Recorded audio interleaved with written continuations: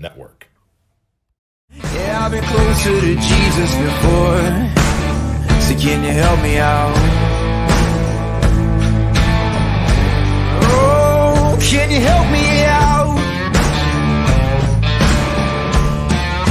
Am I on my own? Am I on my own? But can you help me out? Am I on my own? Am I on my own? Or can you help me out? Can you help me out? I've been scared to look in my soul.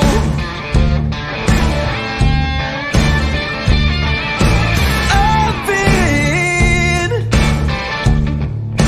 afraid I would follow the road. Yeah, afraid of the things I've been told.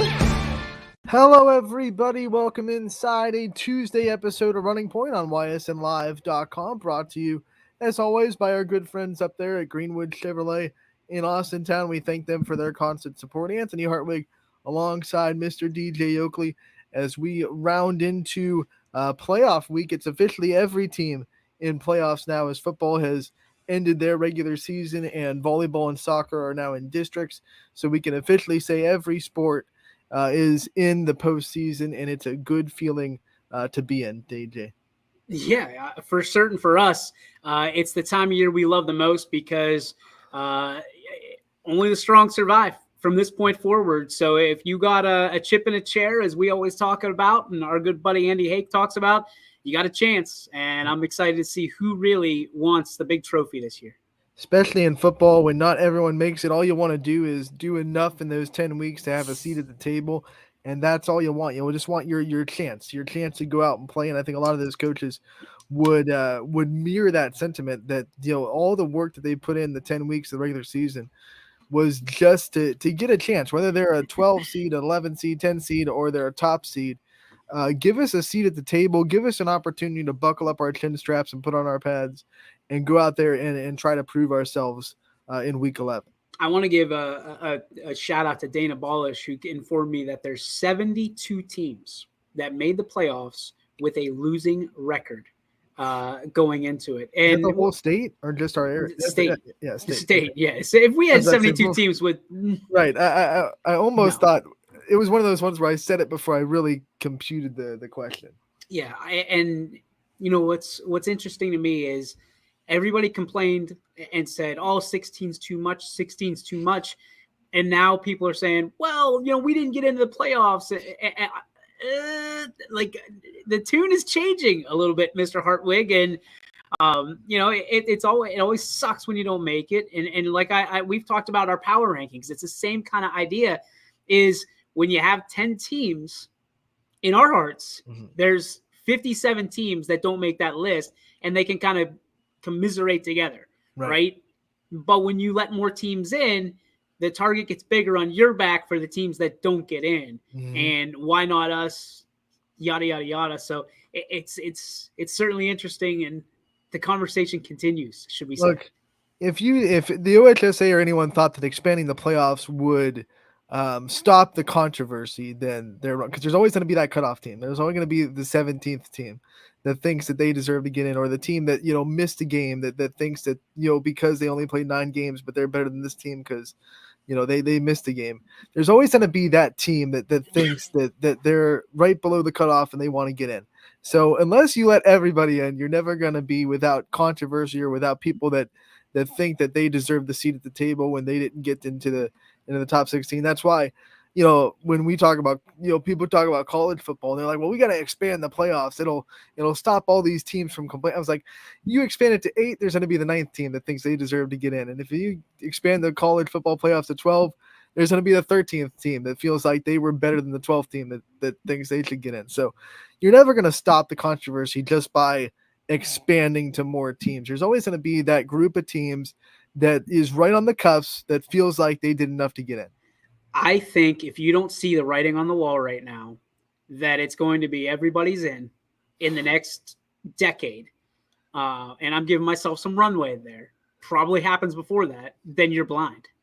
You're blind because at the end of the day, this is just a big money making opportunity, and the OHSA is dipping their toe in. And I respect the OHSA a lot, especially for what they did during COVID. But if you don't see what is happening here and the business choices that are being made, then you're blind. You're absolutely just, or you're not paying attention, because 16 teams, and people are still complaining. And we just said there's 72 teams in Ohio that made the playoffs with losing records, Right. And I think that the cutoff should be 5-5. But then how do you justify making the playoffs if you don't have any teams that are 5 or 5 and above? Everybody's coming. Listen, it's going to be a dance that everybody's invited to, and then people are going to have to opt out of the playoffs, just like we saw in 2020. Right.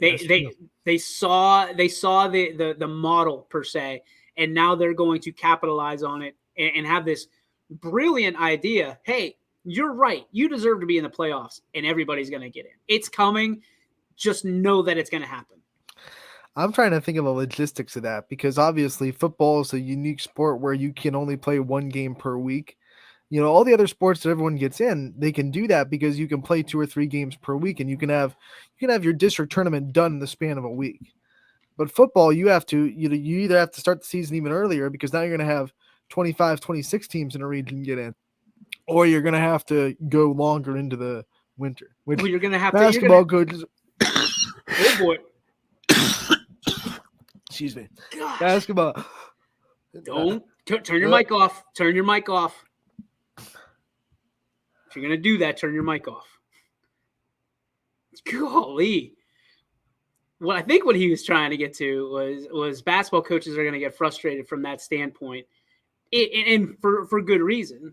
But from my perspective, it's you're going to cut down the non-conference games. You're going to get down to 7 games total per season, and then you make the playoffs.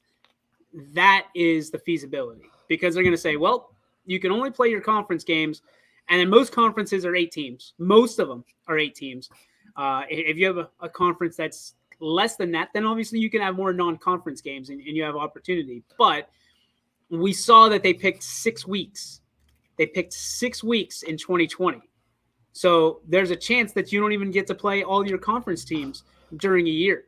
I think it's again, I think it's going to happen. That's my opinion. I don't have any insight on that other than what I saw in 2020 to what I see now. And again, the brilliant idea, the aha moment, if you will, is going to come in the next decade. And they're going to say, hey, here's your opportunity. And it's going to be just printing money every single week, because that's what the OHSA wants to do. It's a business. Go Rockets.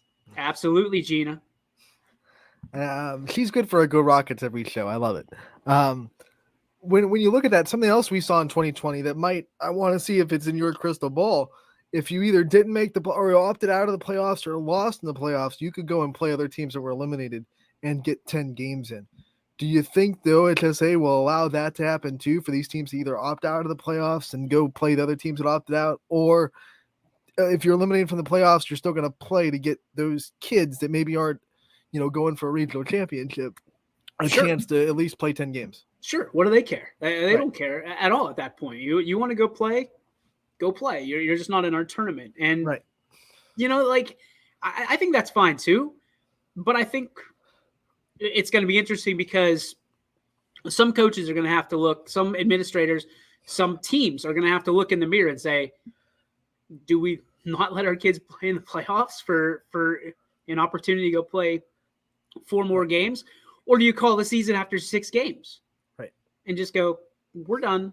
We don't let, you're seeing, smaller and smaller teams just either elect to, cancel games, forfeit games, or go to 8-man football, which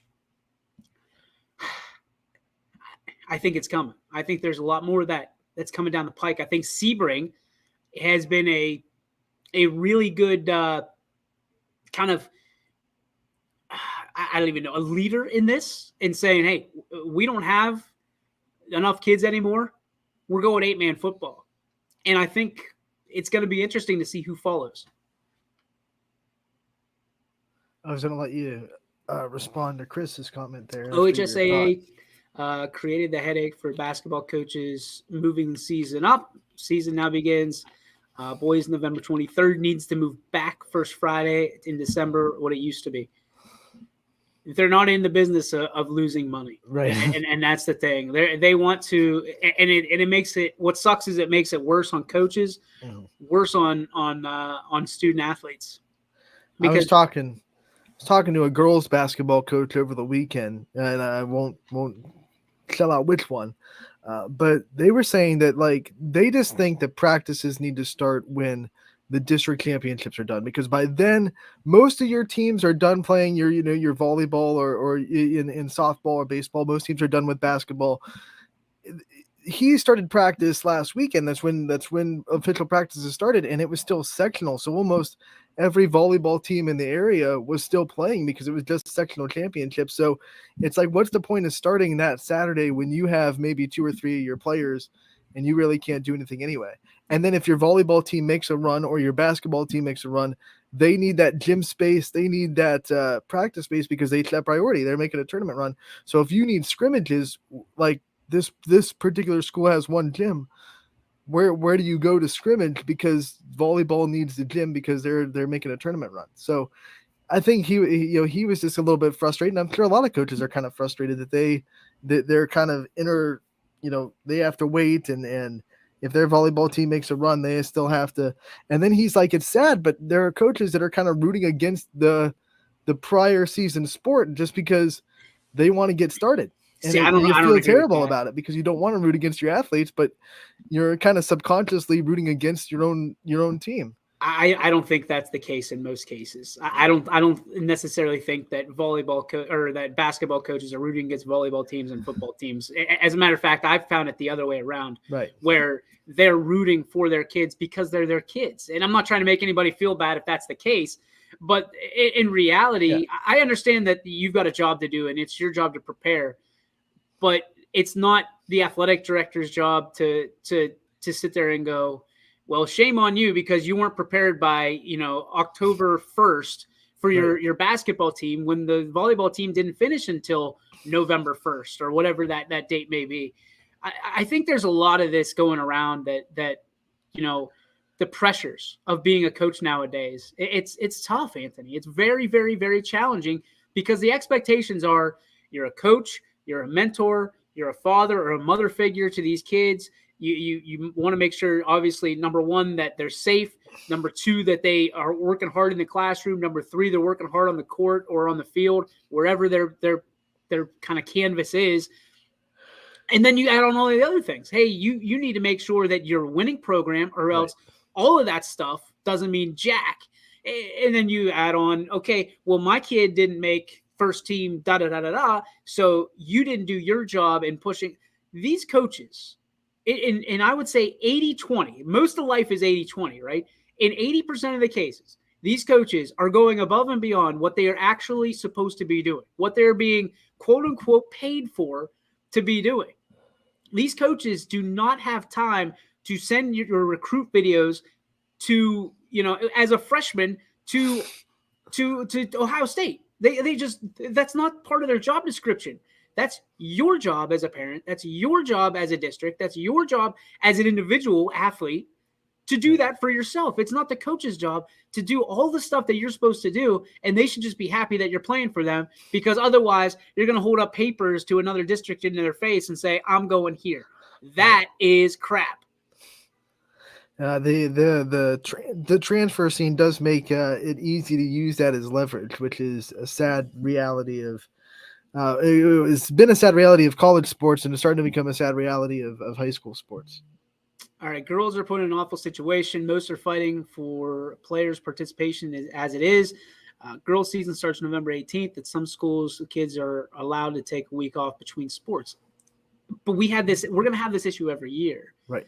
And I don't know that the answer is necessarily moving back the season. It's districts having compassion for their kids. Hey, we might not win as many games out of the chute, but damn it, our volleyball team is really, really good. Right. Our football team is really, really good. Springfield, perfect example. They still found a way to succeed on the basketball court. And that's it. It's okay. You can make excuses because your kids aren't there.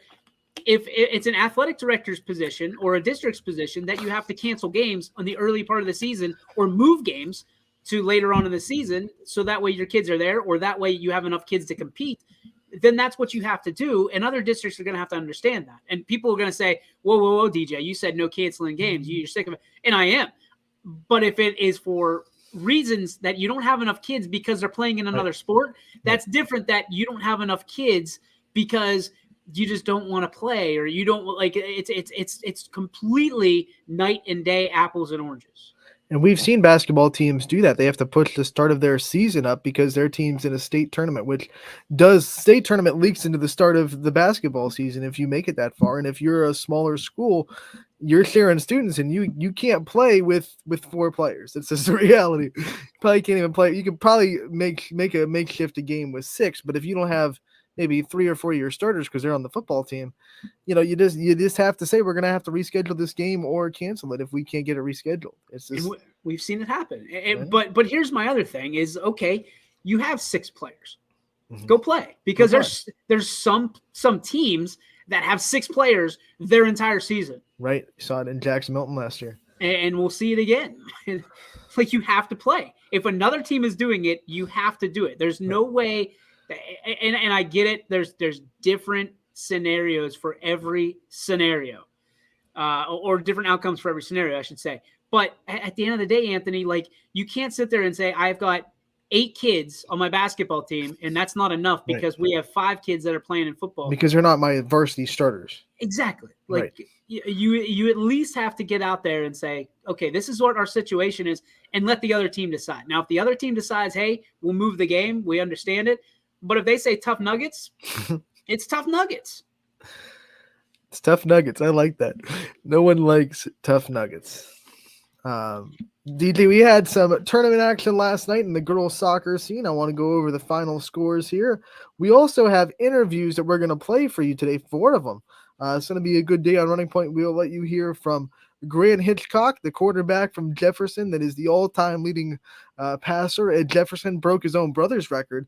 That's one of the things we talk about with Grant. We also are going to let you hear from Giorgio Famia, one of the seniors of the Warren JFK boys soccer team that is going to be fighting for a district semifinal berth into the district championship in their district semifinal, I should say, tonight in JFK. We also have interviews with Western Reserve volleyball senior Madison Leone and a setter.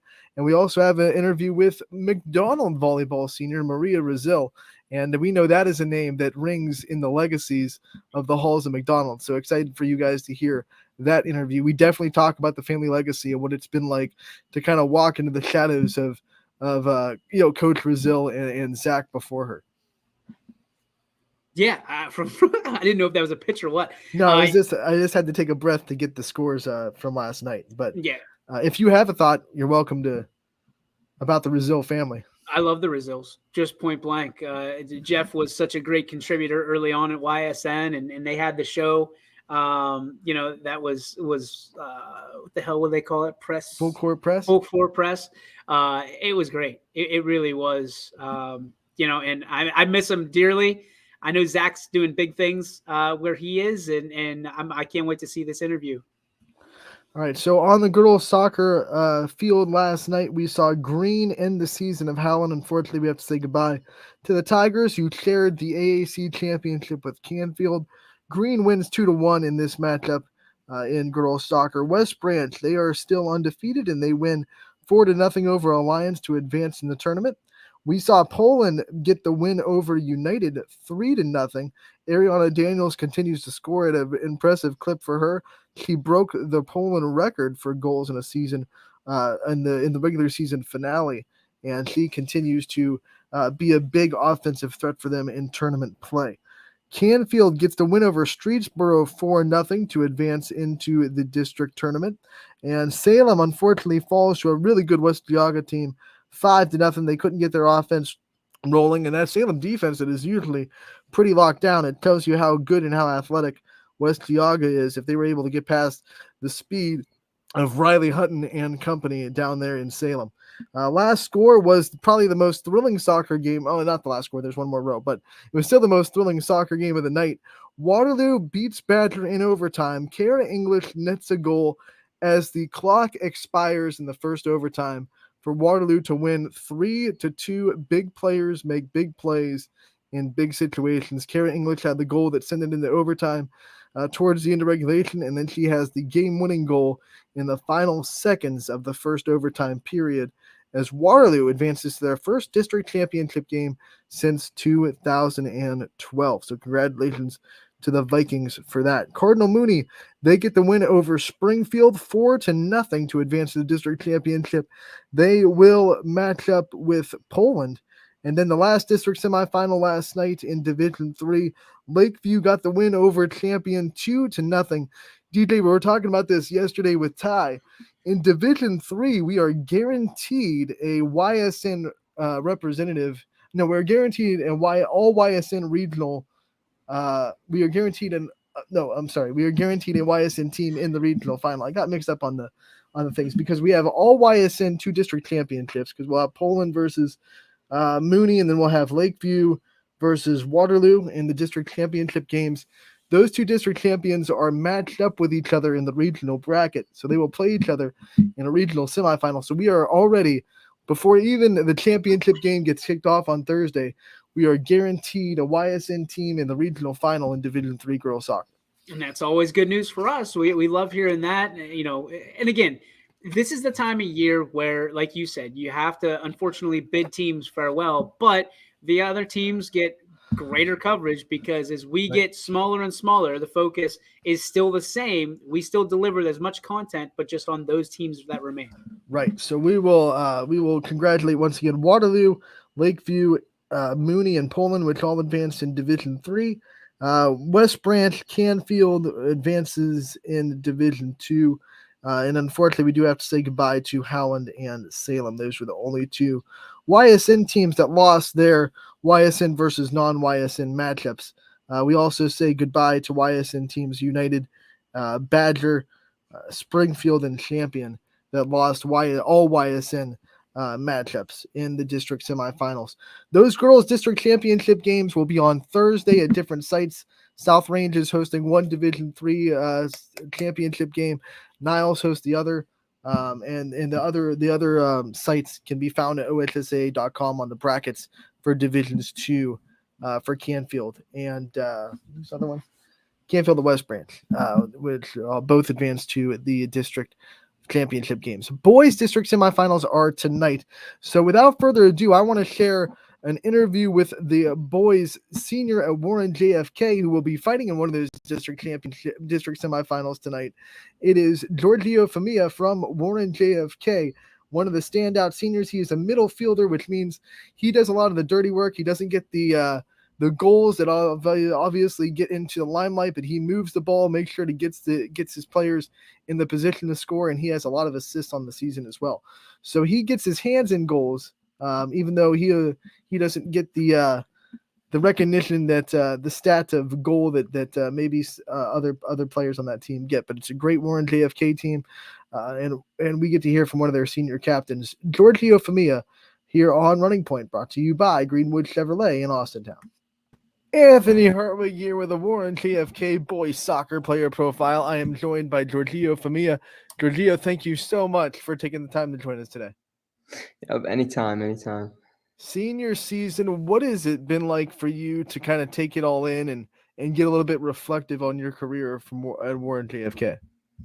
Well, it's been a very good time. Like my first year, in my first and second year, we were a horrible team. We won a combined 2 games out of 32, and it was just a horrible experience. And I thought about like quitting the team, and then the third year, we kind of just everything came together. We got a bunch of new kids, and now as a senior, looking back on it, I wish I had these kids my first 2 years.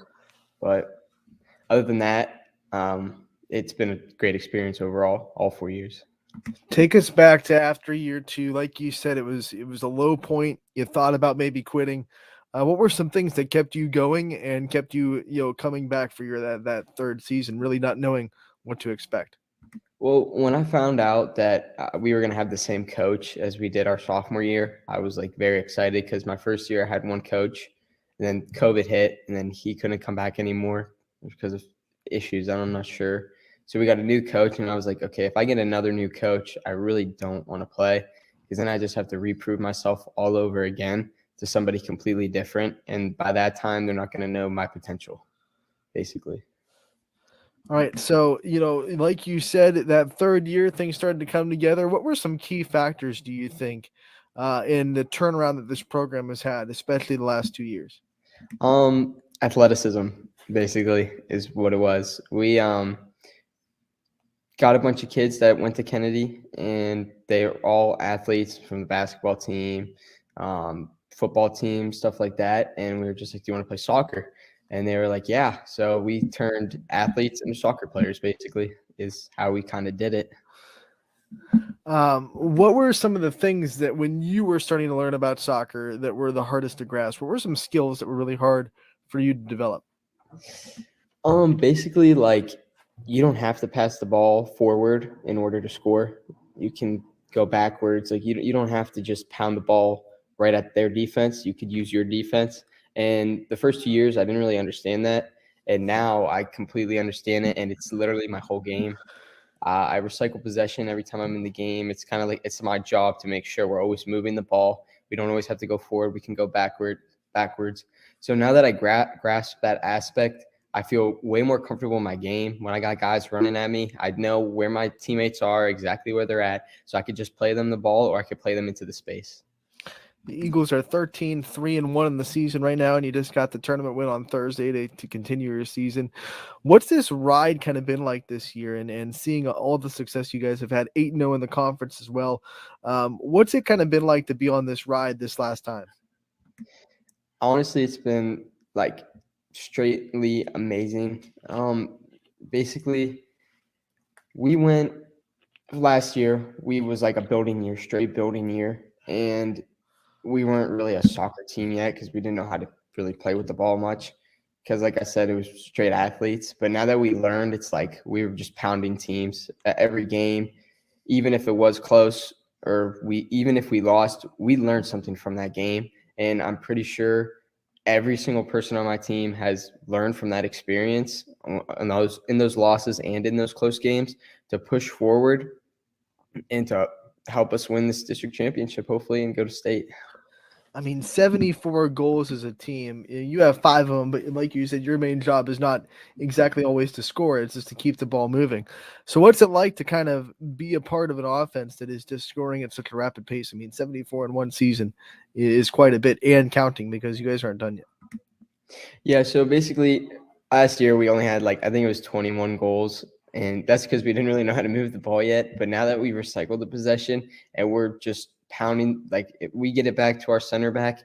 He has a big leg. He can boot it all the way up to the field. So teams aren't really expecting that from us. So it's kind of like catch them off guard, especially if they have people so high up. And our team is very smart, and we know how to play the offside trap on defense, and we know how to beat it on offense. So it's kind of like discipline, basically, which is what the biggest factor is right now in our success of scoring 74 goals this year. I'm sure another reason why you were able to come back and keep playing 2 years ago was that your brother, that was his freshman year.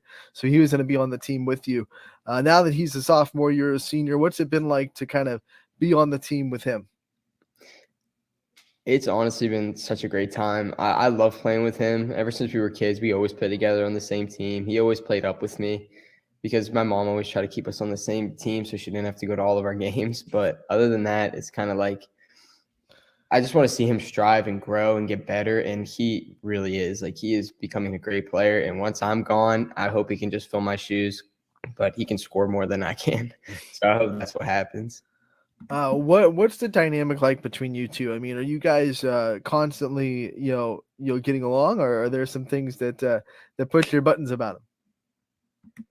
Well, the one thing that's really on my nerves with him is he needs to learn it still. I learned it. He doesn't get the ball off of his foot quick enough because he's always looking down. Once he can look up and know exactly where to go with the ball before he kicks it, before he even receives the ball, actually, he's going to be amazing. But I get on him for little things like that. If he's going to move to the left instead of the right, if he's going to turn one way, I try to like scream and call out like things for him to like which side the player's coming from, so he goes the opposite way.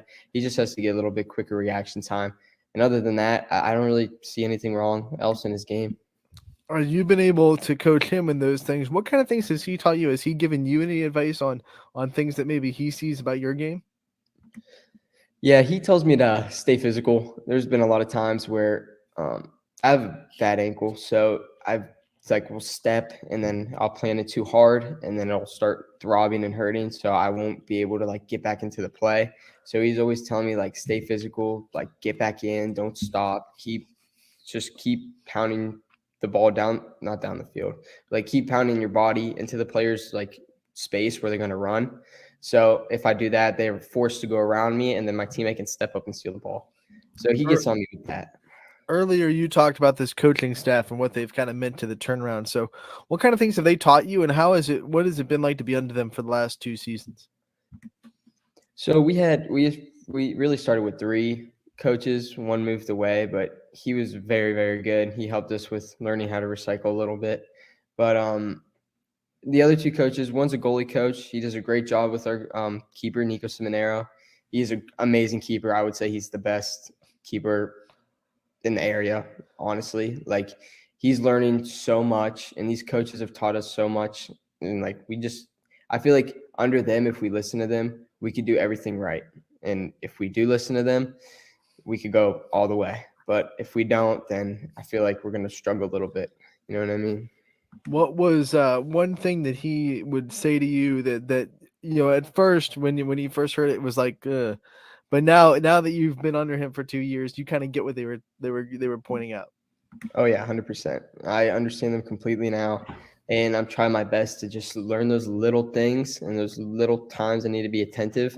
I should be good. That's how I'm looking at it. All right, you look around JFK and you see nothing but successful athletes. What's it like to be a part of a community and a school system where it seems like every sports team is having a good year? Honestly, it feels great. We're always being competitive, even if we're at practice. We're always competitive with each other. It's never slacking off. It's never being lazy. It's never going through the motions. We play with urgency, and especially with like the football team and everything at Kennedy, they're the same way. It's always, you can't be lazy or you're going to get punished. You have to give your all, and once you give your all, you always get better. That's how I've looked at it. That's how our coaches have showed us to look at it. And I think Kennedy is just a great school, a great place for athletes. If you want to go to college, become a professional athlete, anything like that, I strongly recommend you go to John F. Kennedy. Outside of the athletics, what makes John F. Kennedy so special and such a special place to be?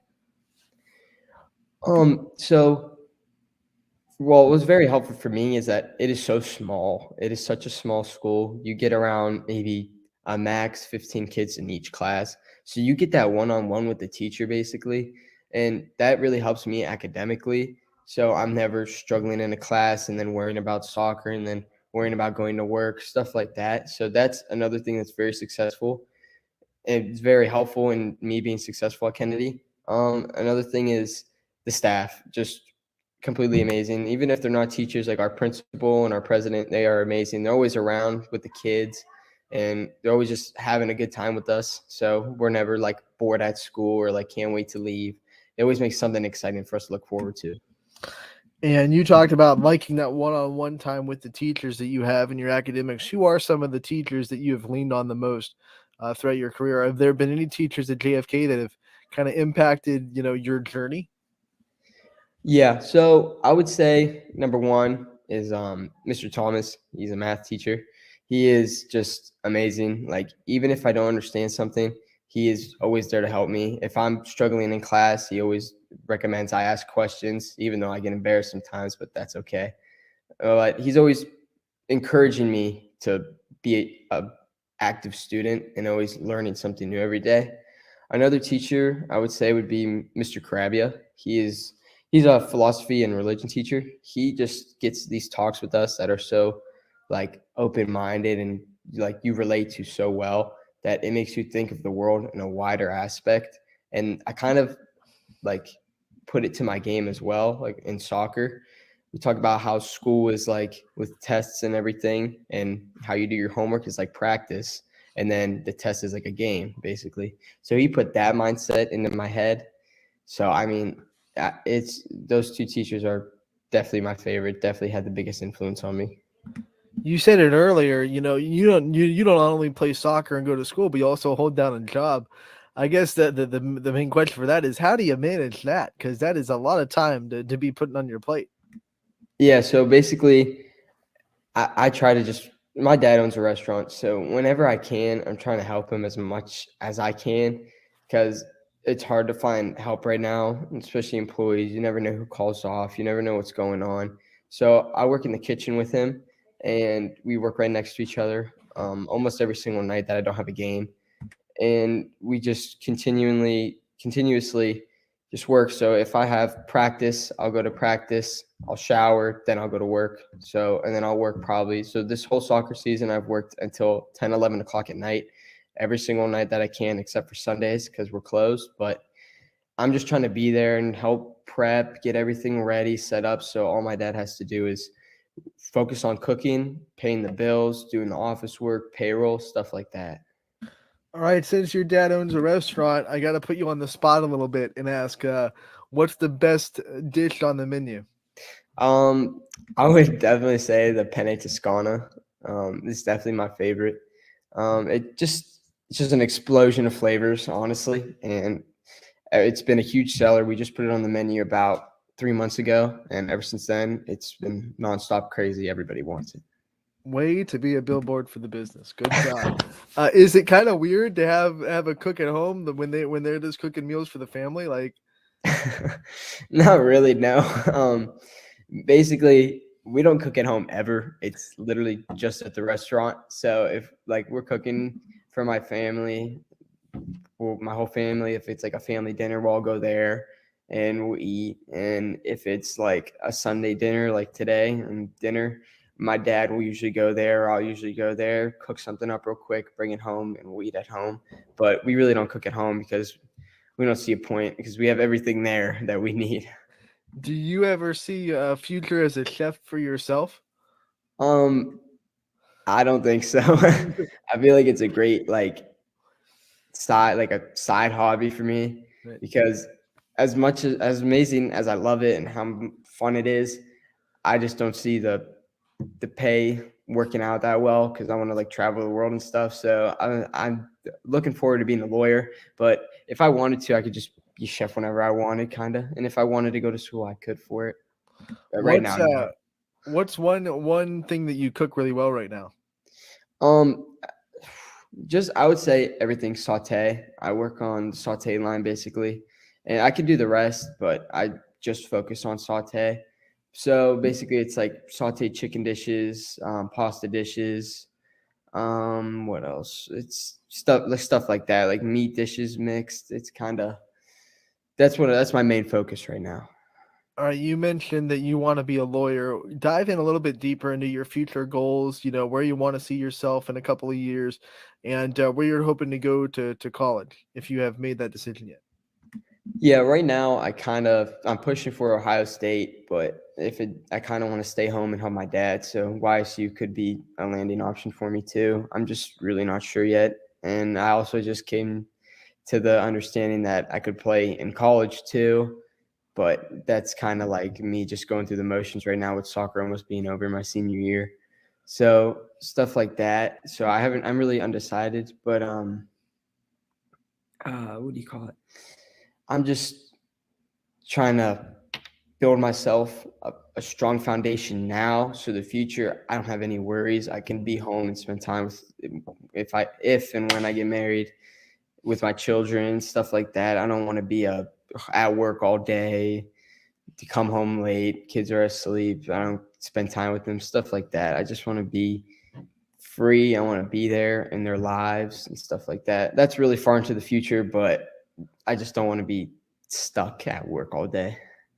So you might play soccer in college, which is something that you just said that has kind of dawned on you as a possibility. If you were going to make that decision, what do you think are some things that you would look for in a program or in a coaching staff that would make you want to play for that specific school? I want to look at a coaching staff that really believes in me and trusts me on the field. I don't really want a coach that'll be like nervous and every time I mess up takes me out or stuff like that. I just really want to find someone or some coaching staff that just believes in me and my ability to perform. Yeah, I mean, I'm not really a scorer like you said, but I can pass the ball amazingly. I recycle the possession. Um, Yeah, but I just hope coaches see that in me and know that like I'm smart and I can use my brain in order for us to win the game.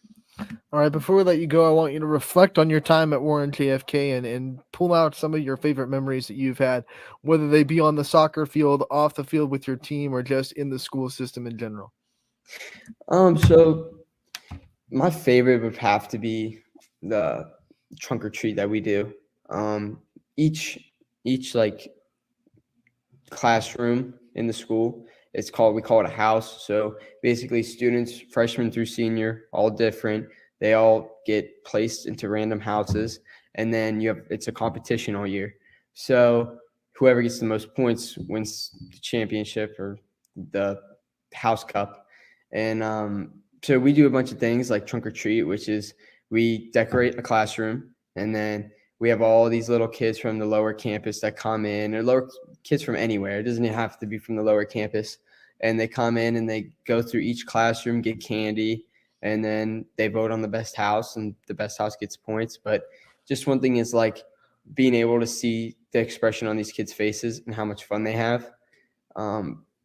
It's just like they get excited and then they get candy. So it's kind of like it's like a happy moment for them. And then it's like, wow, you're doing something like good. Like this is what you did when you were a kid. You did the same thing. And then another thing would be Camp Fitch. I went as a counselor last year, and I completely loved it. The school offers it, so you can take the younger kids, the 6th through 8th graders that are in the school, and yeah, you just go with them. And I remember all my time there, and I still remember all my counselors. So it's like a great time for these kids to be away from home and learn like new aspects of life, which is, yeah, that's basically it I mean, there's a lot more, but don't get into all of that. Don't get into all that. All right. Before I let you go, I do want to give you the chance to thank your support system and all the people that have been there for you throughout the year. Give them a shout out before we get you out of here. Thank you to my mom and dad. First off, they are just amazing. They motivate me every single day. So even though I'm tired and beat up, I'm just still going. Thank you to Kennedy, the staff, and all my coaches. They've really pushed me to become the person I am today. Even if it's not through my character, it is through my work ethic, my understanding of the game of soccer, my understanding of schoolwork, stuff like that. And the rest of my family, like my brother, my siblings, my aunt, all of them, because without them, I probably would not have half of the belongings I have because they buy me everything and kind of like spoil me. But that's a topic for another day. So thank you to all of them. Giorgio, thank you so much for the time and taking time to talk with us today. We appreciate it. We wish you the best of luck the rest of the way. Like I said, still alive in the tournament, so you still got work to do. Thank you for the time. Good luck with that, and good luck the rest of your career. We hope that it is a good one. We talk to you again real soon. All right. Thank you. I appreciate it. An impressive young man, an impressive leader for Warren JFK. They are on the turnaround as a program. The last 2 years, they have found success as a soccer team. They are in the district semifinals tonight. They will be matched up with the 7th-seeded Tusky Valley team. They are the 5 seed in the tournament, so it's 5 versus 7. Warren JFK will host as the 5 seed. That game will be at 4:30 at Warren JFK tonight in the district semifinal. In Division 3, they are in the Niles 1 bracket if you are looking for them. The other half of the bracket in the district semifinals is Cardinal Mooney, the 1 seed of the district, against Maplewood, the 9 seed. That game will be tonight at 7 at Cardinal Mooney. So by the end of the night, we will know who matches up in the district championship, but we certainly hope it's two YSN teams with Mooney and JFK both going up against non-YSN schools. That was such an impressive interview because that young man is wise beyond his years. Already thinking about law school and thinking about his family and Right. trying to get everything done prior to where everybody else is just trying to move the chains right down the field. Like, okay, I got to graduate high school. I got to graduate college. I want to get a wife and the kids and that all. And he's just like working backwards, like Tiger Woods does from the pin. He goes, all right, here's where the pin is. That's where I want to be. Now, how do I get there? Whoever gets to marry him down the line gets he's gonna be ready. He's gonna be like, okay, I got everything planned out. We're good. I don't know if you know this because you're not married, but Right. it doesn't work that way. No, I know, but it's gonna be one of the ones where at least he's gonna have a plan. You know, things don't ever always go according to plan, but it's always better to have at least a game plan that you can go to, even if things they'll never go according to that game plan. But it's better than going completely blind, I guess. Well, as soon as you meet someone that you love, and as soon as you get a wife, you lose all say in what the plan becomes. It's all them. They've got it all planned out. They've been dreaming about that forever. Right. Guys dream about being professional athletes and what job they're going to do. Girls, for the most part, dream about their wedding and the family that they want to have in certain stages. Not everybody, but most people, that's how it ends up. Let me be the taste tester. That's all I want out of the wedding. Give me all the cake. I didn't know where you were going with taste testing. I didn't know. I didn't understand the context. No, of that. like the food. Like what are we gonna serve? What are we gonna get catered? Give me the cake. Give me the steak. Give me the cheese pizza. Yeah, that's about what you get. Cheese pizza. I will meat. I am not as picky with meat. Like you give me a brisket or pork or imagine pork that. chops. $30 steak. plate. You're not as picky with. Yeah, chicken. Chicken's not expensive. You can give me a chicken. The only meat I'm not a huge fan. I'm not a huge fan of ham actually. I like thinly sliced ham a little bit, like lunch ham, but I'm more of a turkey with meat than I am a ham. You're a like in picky Thanksgiving. eater. You're a picky eater. Don't try to get away from it. I'm just trying to find some things where I'm not as picky in, but I am a very picky eater, and I will definitely admit that even when it comes to texture, and I've definitely outed myself for this before. For some reason, I out myself because it opens myself up to just endless heckling. But there are things that I won't eat just because the texture isn't right. Like I'm texture picky too. I want smooth potatoes, not lumpy potatoes. I want the smooth whipped, potatoes. Mashed potatoes are great. I love mashed potatoes. I'll eat them exclusively. You can feed me them every night, especially like the KFC mashed potatoes. Oh, but I don't like the lumps in them. So you like cheap mashed potatoes, is what you're saying? Right, exactly. Or expertly whipped. Expertly whipped. So you're not okay picky. You're spoiled. Right. There we go. We got it figured out. We'll go with that. Anthony, I can't wait for the day that you say that, honey, these aren't expertly whipped. Would you not? Yeah, buddy. Oh, man. I think by then I will learn to eat whatever is put in front of me because that is what's best for my life. Well, yeah, exactly. Because let me tell you something. My wife is a wonderful, wonderful, wonderful chef, cook, whatever you want to call it. But there are nights where sometimes that you have to eat that burnt the burnt biscuit, right? You know what I mean. Especially when you have kids, because the kids won't eat it, and that'll just be it's just a mess. So you're better off to just put it down, man. And if you get a lump in your potatoes, right? If you don't eat it, you'll have a lump on your eye. Ain't that the truth? Or I'll be sleeping on the couch for a long, long time. So we go into, like I said, back to JFK district semifinals tonight at 4:30 for them, 7 o'clock for Mooney, and good luck to both those teams, and definitely good luck to Giorgio, who was an excellent interview. Very impressed by that young man. Not only does he play soccer and devote a lot of energy to that, great at school, but he also holds down a job too, helping out in the family restaurant, making sure that he's able to take some stuff off his dad's plate.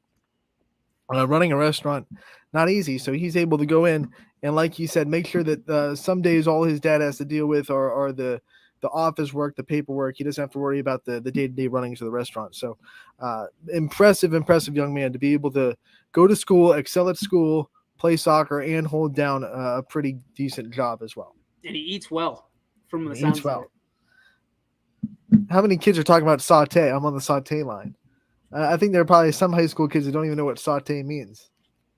I'm not Still exactly sure exactly what saute means. Yeah, you're asking about the definition of saute. I got a good idea, but Yeah. if this Don't was ask for, me to explain it. That's the No. thing. if this was for $1 million, I'm probably losing. All right. On that note, let's take our first break of the day, pay some bills. We still have 3 interviews to play in the second half of the show. You will hear from Grant Hitchcock, the quarterback at Jefferson, who is the all-time leading passer at Jefferson High School. We'll hear from senior setter at Western Reserve, Madison Leone, and we'll also hear from senior setter / outside hitter for McDonald, Maria Rizil, later on the show. But we'll take a break first and come back on Running Point, brought to you by Greenwood Chevrolet in Austintown. 21 News delivers the news as it happens, using the latest technology from where it happens. Live here outside the Mahoney County. On air, online, Wednesday afternoon weather update. Very dangerous. and on the 21 News social media platforms. I'm on the road right now. 21 News, the Valley's only locally owned source for trusted news since 1953.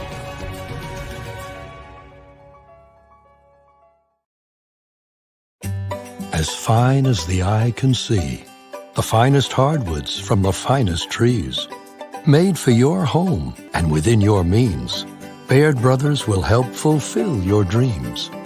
Let life and light come shining through in quiet morns. And heavy traffic, too. Find your easy-to-afford fine hardwood floors and doors and more at BairdBrothers.com. Every customer has a story, and at Greenwood Chevrolet, we are committed to making sure it ends with you in the right vehicle. I get to be part of somebody's adventure, whether it's buying a car for the first time, helping them get approved, or finding the perfect car for their budget. I'm proud that people trust me with their finances. They trust me to take care of them, and they trust me with their story. I'm Tracy, and I'm ready to go the extra mile for you, only at Greenwood Chevrolet.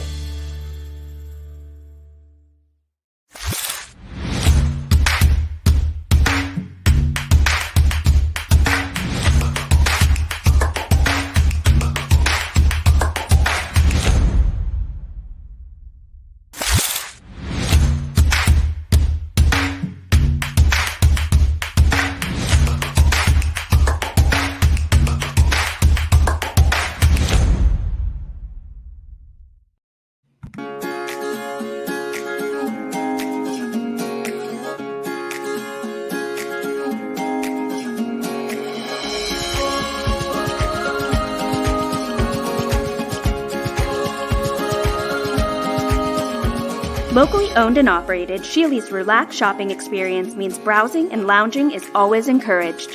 Find Flex Deal and more at Sheely's Furniture and Appliance, because the best things in life happen at home.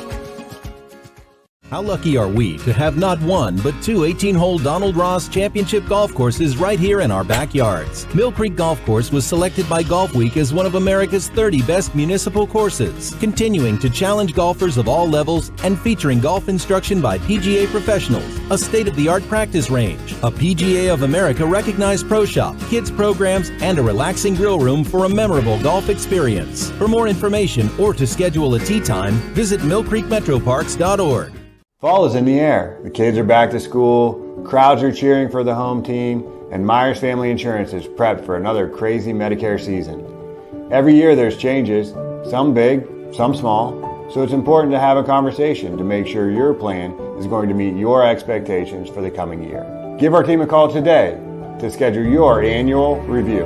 For all your Medicare needs, call Myers Family Insurance or visit us on the web. Check us out online at MyersFamilyINS.com. Going from mindful to mindful sometimes requires a helping, healing hand. Insight Clinical Counseling and Wellness offers a continuum of mental health and wellness care. At Insight, we're changing the way you receive counseling and wellness services with experienced licensed clinicians and expertly trained wellness staff. With 4 locations in Mahoning and Columbiana County, along with telehealth services, Insight offers clients quick access to care when they need it. Transform your mental health and wellness at Insight Clinical Counseling and Wellness. Hello, welcome back to Running Point on ysnlive.com. Tuesday episode, Anthony Hartwig alongside DJ Oakley. We are always brought to you by Greenwood Chevrolet in Austintown. There's going to be a heck of a lot of football talk the rest of the week when we break down playoff matchups, and Jefferson's one of those teams that got a top 8 seed. They will host in the first round of the playoffs. They are going to be hosting a rematch with NE8 rival Poland. They have a very good quarterback that has broken the record for career passing yards at Jefferson. I had a chance to talk with him over the weekend. We're going to play the interview with him. So enjoy this conversation with Jefferson QB1, Grant Hitchcock. Anthony Hartwig here with a Jefferson football player profile. I am joined by QB1, Grant Hitchcock. Grant, thank you so much for taking the time to join us today. Thank you. Great. Before we get to anything else, we got to ask about you being the all-time passing leader at Jefferson and how it feels to, at least for the foreseeable future, have your name on the top of that list in the Jefferson record book. It feels great. That's a goal of mine that I've been reaching for since I started playing quarterback in 10th grade. And it's even better because the person's who record I broke was my brother. So that was pretty Yeah, cool. we got to talk about that because, the guy that had it before has the same last name as you. Back in 2015, he had the record. What was that like to kind of be chasing your own brother's record and to have kind of family bragging rights on the line? It's definitely cool. Bragging rights definitely is like something like when we get back together, I can definitely say to him. But yeah, it's just something that like throughout the season, I didn't even really know I was where I was like coming to that point, how close I was or anything like that. And then it kind of just happened. So.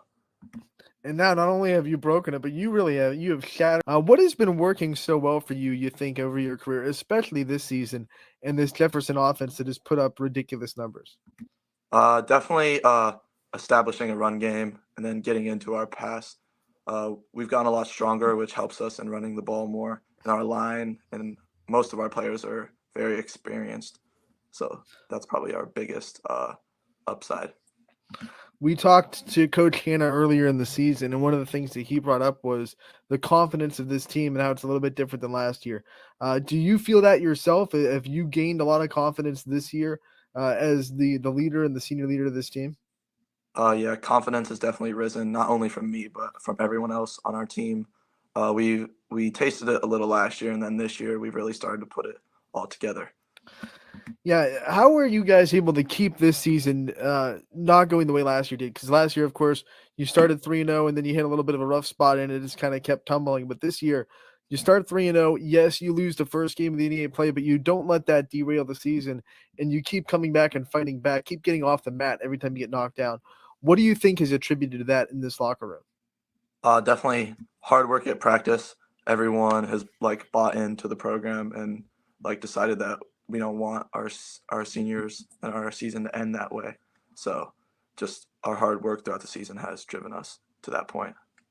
All right. And when you say buy into the program, what kind of things do you think define this Jefferson program? And what kind of things do you think the roster as a whole has really bought into this year as a Falcon?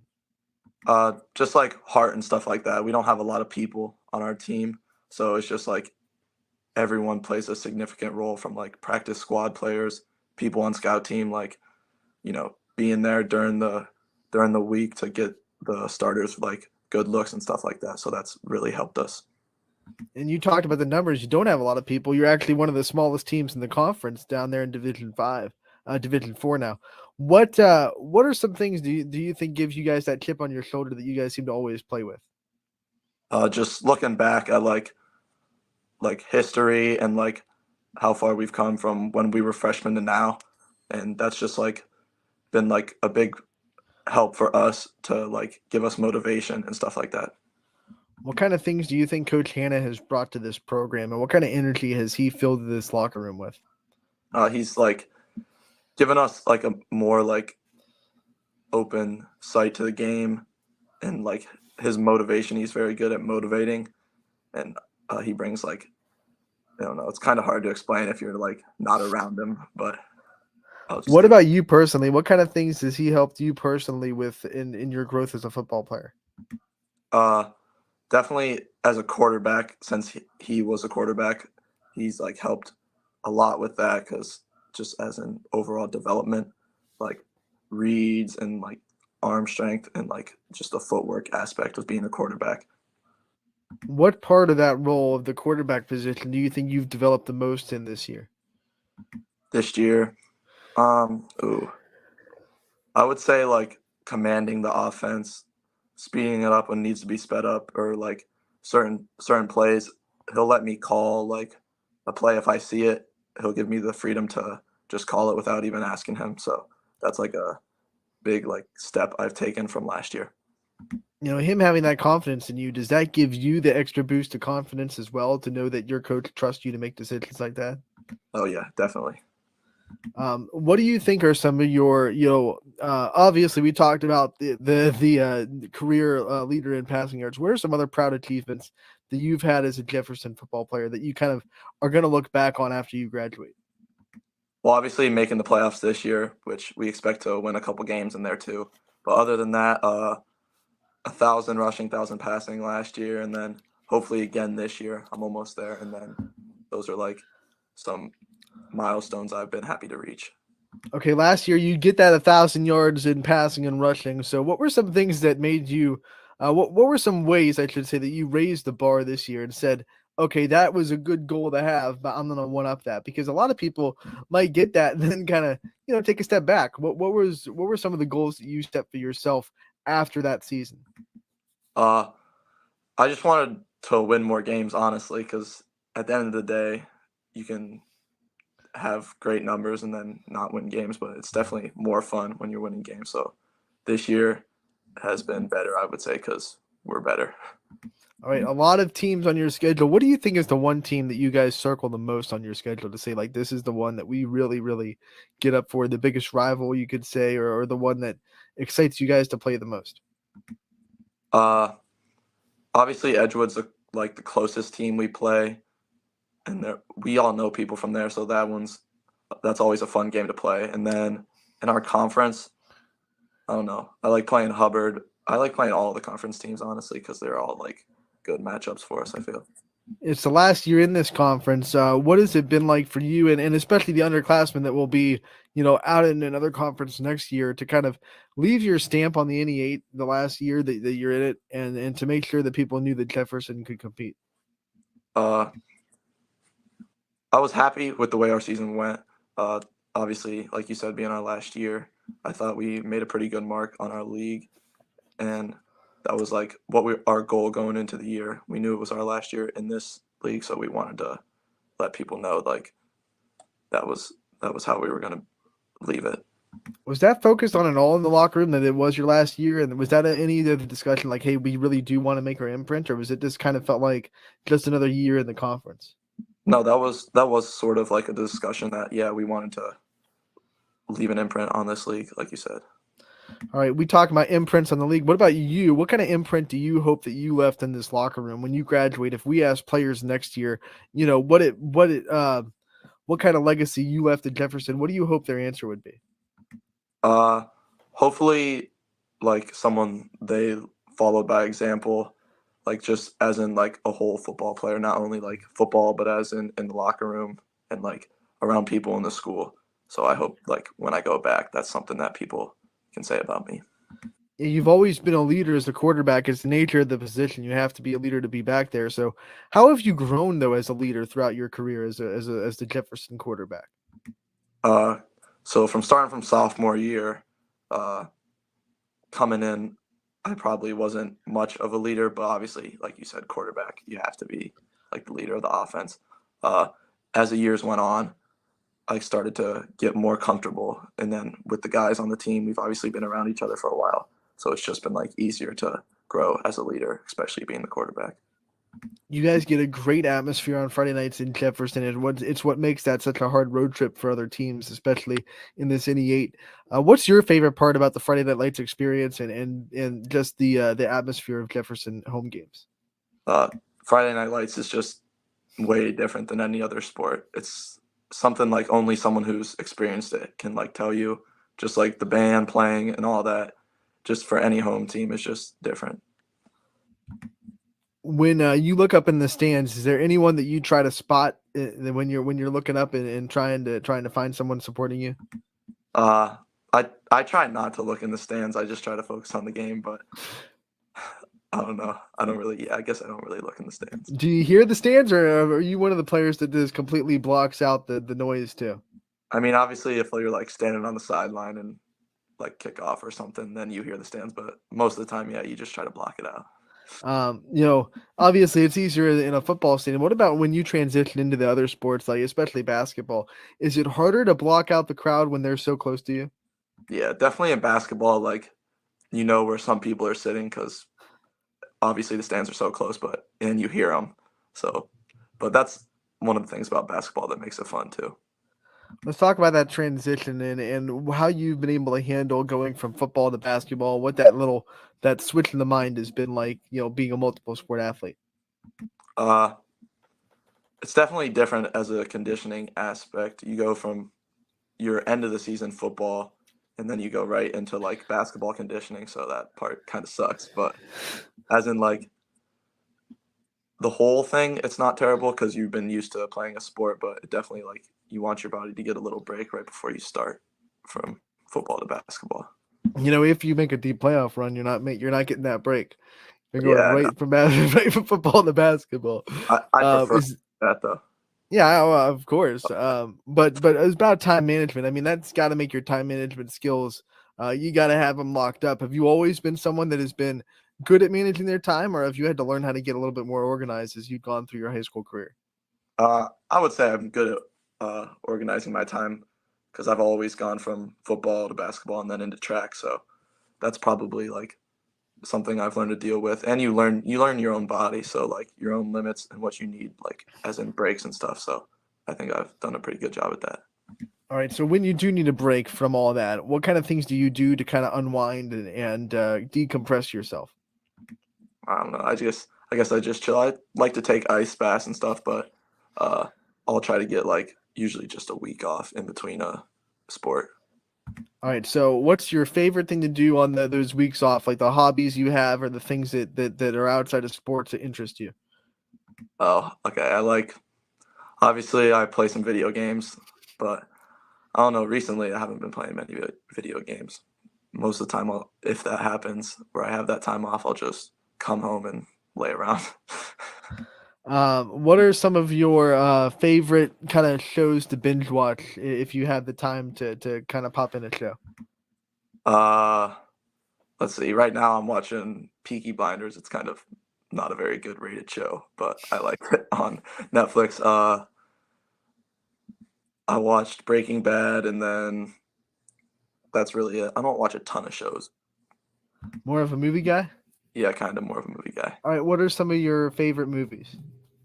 Off the top of my head, I can't think because there's a lot of movies, but I do like war movies, and then obviously like sports movies too. So those are like my favorite categories. All right. If they were going to make a movie about you, who would you want to play Grant Hitchcock? Who do you think? Like, pull out an actor. Oh, geez. I don't know. Maybe someone.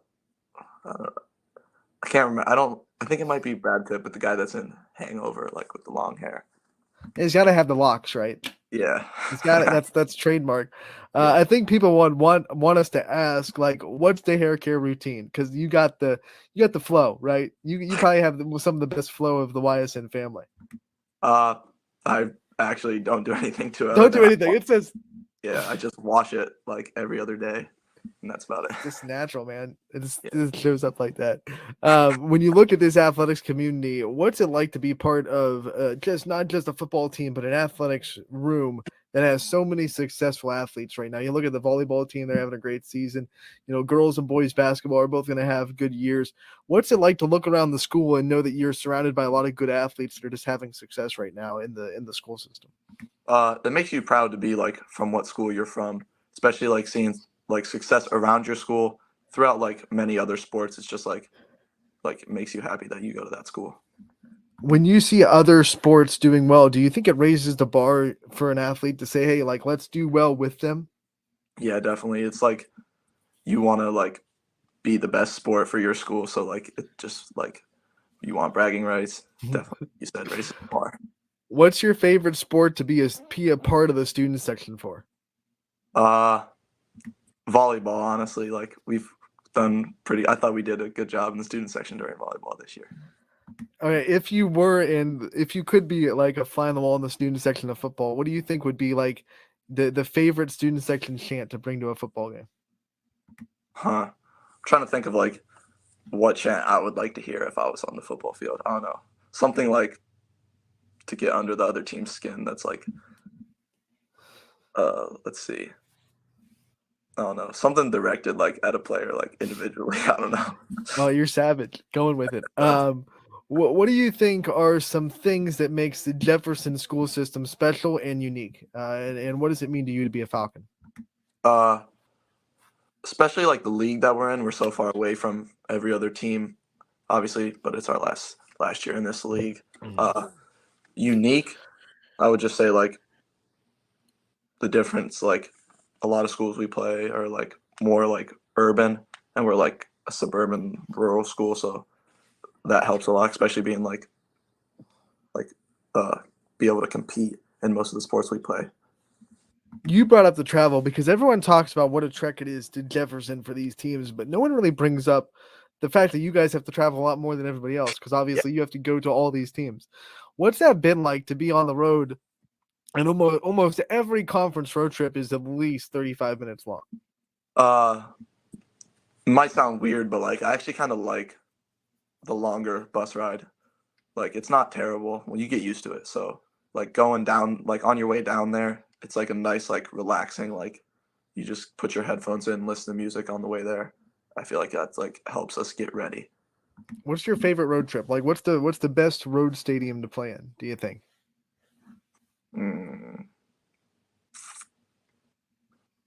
I don't know. I do like most of the teams, like stadiums that we play against. They all have nice stadiums.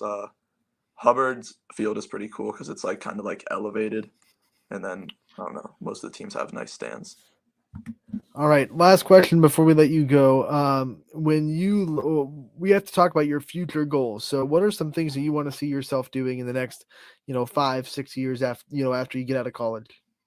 After college, depending on what I go for, I was thinking about being like going for exercise science. I might want to be like a speed trainer or like a strength trainer or something like that, but I still haven't decided what I was going to do after college. But obviously, I don't know about getting married within that 5 years, but eventually get married, have kids, and then grow a family. But that's like plenty of time for that. Yeah, plenty of time. Do you have a college picked out? No, not right now. All right. What are some things that are on your wish list for a college when you're looking at prospective places to go?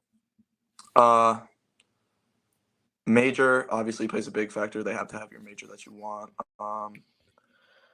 Just like the environment, since I'm like I've always been around like not like a city type, so I don't really want to go to school like in the city. So somewhere more like with trees, fields, and stuff like that. All right, Grant, before I let you go, I want to give you the chance to thank your support system and all the people that have been there for you throughout the years. Yep. Thank you to my parents, my coaches, and then my teammates, definitely. And shout out to the O-line. Gotta send love to the O-line. They're the ones that protect you.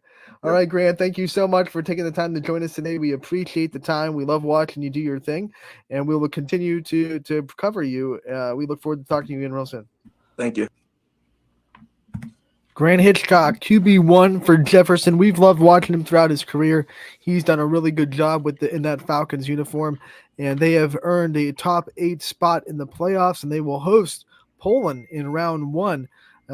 This is a matchup where they have actually beat Poland for the first time in program history this year. Earlier in the season, they went to Poland, spoiled senior night, and not only did they beat them for the first time in program history, now the universe has given them a chance to do it in 2 times in one season, as they will now be the host for the Bulldogs.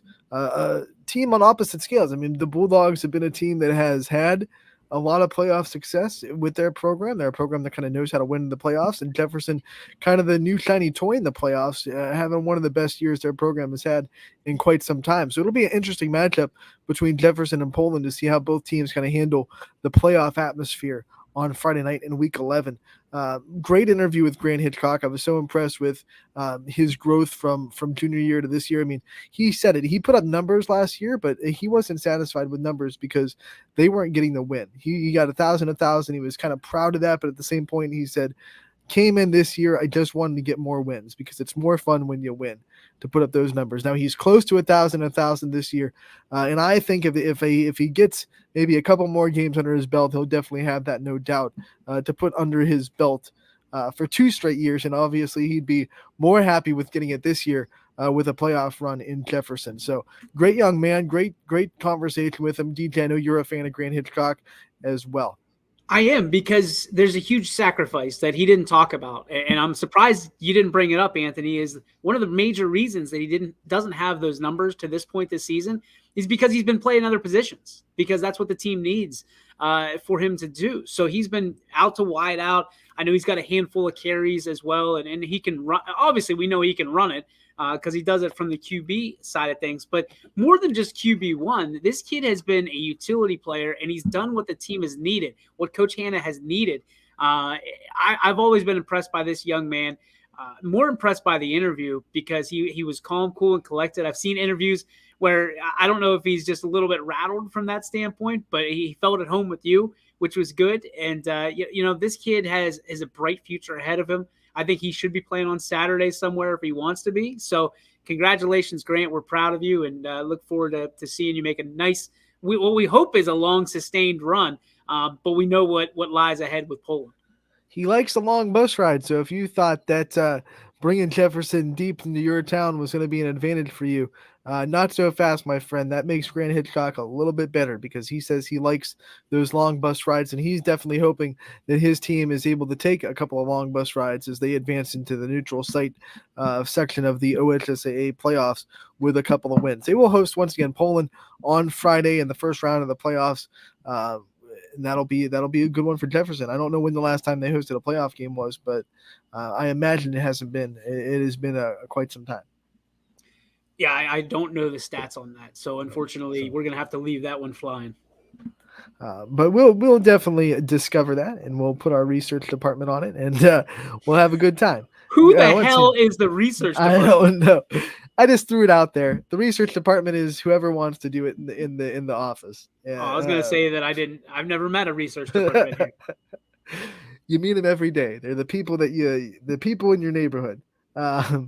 We have some volleyball interviews to get to before we get out of here, and both these players will be in action in the next 2 days. Western Reserve, actually, they're both in action tonight. Western Reserve will be having their district semifinal in Columbiana tonight against Southern, and McDonald also has a district semifinal tonight. They'll be in Lisbon. Columbiana and Lisbon, both hosts of district semifinals in Division 4. And I had a chance to talk with senior setter for Western Reserve, Madison Leone. First year as the varsity setter for Madison is she has taken the role and grown with it throughout the year. Good chance to hear from her, and we'll let you hear from her on Running Point, brought to you by Greenwood Chevrolet in Austintown. Anthony Hartwig here with a Western Reserve volleyball player profile. I'm joined by Madison Leone. Madison, thank you so much for taking the time to join us today. Thank you for asking me. And anyone that watches Western Reserve knows that you've kind of stepped into a setter role this year. What's it kind of been like to step into such a important role for this team and try to be the best leader you can out on the floor? I was asked in the summer to set in. It was really hard coming in. I've never set before. I worked at it all summer long with everybody, and they made me the player I am now. When you were asked, what were some of the things that went through your mind when you were asked to be a setter back in the summer? Well, I didn't play. I sat out my junior year, and even like when I was a freshman or like a sophomore, we were playing and like Queen of the Courts, I'd be like, oh, I'll set like just for fun. It was nerve wracking knowing that like this is like a big part. Like this, I'm the main player. Like I have to make some plays. What did it mean to you that the coaching staff kind of trusted you to be that person and to be in such an important position? Made me feel like a leader, like helping me be a leader, just like on the court and with everybody. How would you describe your leadership qualities? What kind of leader are you? More of a on the court. I'm not very vocal, but when I need to be, I can be.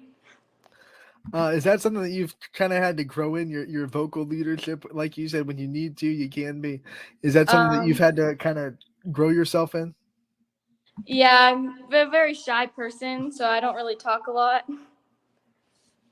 When you look at this team as a whole and this locker room that you guys have, what makes you so close knit, and what makes the chemistry so special? I mean, I played with a junior since I was in middle school, so I mean, just being with them every day and practicing, we all kind of like just after a while, you just get that bond together, and then like it's hard to unconnect. All right, so you are a senior this year, class of 23. What's it mean to you just to be back on the floor? Like you said, you missed your junior season. So what's it mean to be back and to kind of try to treasure this season as much as possible since it's the last one you'll have? Going into this year, knowing it was my last year, I just kind of have the like play your best every game, and like you never know when it's going to be your last, and yeah. What part of this volleyball team do you think you've treasured the most this year? Definitely like being with the girls and at practices. There's never a dull moment. What's your favorite kind of off the court memory with this team so far this season? Definitely our lock-in. We had actually a few weeks ago we had it, and I feel like we had a lot of fun there, everybody. What about on the court memories and achievements that you've had, and what's kind of your proudest achievement this year? Just like I've never really set before, so knowing like having like a lot of assists or like setting really good to like Olivia, Lisa, Angelina, and all of them. It just getting like assists off of them, it just like gives me hope that like I'm doing good. This like I was doing good and my sets are not like horrible. How much have those hitters really helped you become a good setter? Because you got a group of a lot of really good hitters with Olivia and Lisa and Angelina and more. So being able to set experienced hitters like that, how much has that helped you? It's helped me so much. Even like during the summer, we'd go in and I'd just set to them all the time, and like we'd have conversations like, and they just help me. What was the hardest thing for you to grasp about setting and the hardest kind of skill set that the position has that you had to really work at trying to master? Definitely the hand positioning, and like when I first started, I know I set it like a bunch of doubles, and now like I have like maybe one or two a game.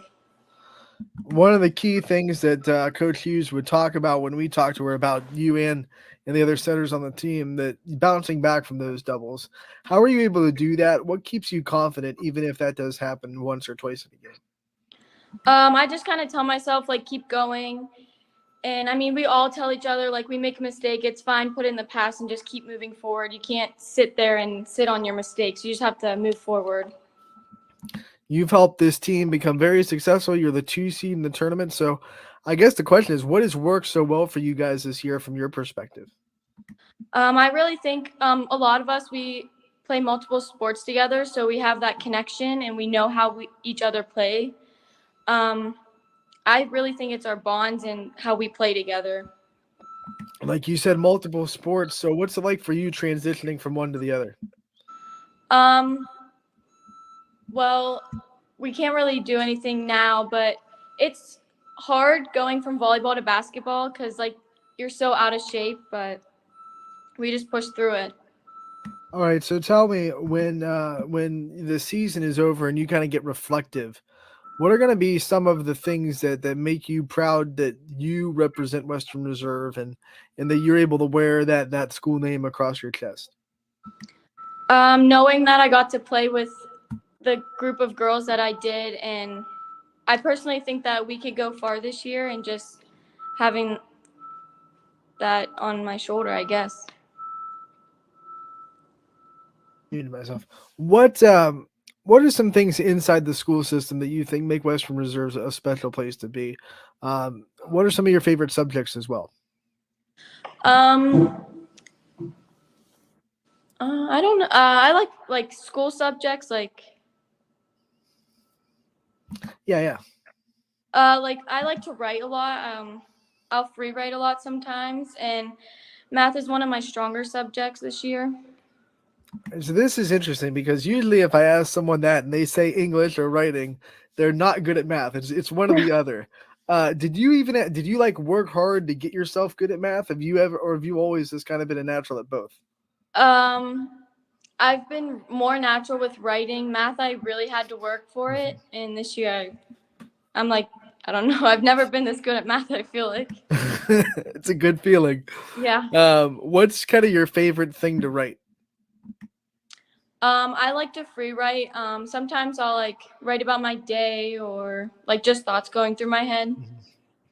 What's like the toughest paper you've ever had to write in your high school career? Oh gosh.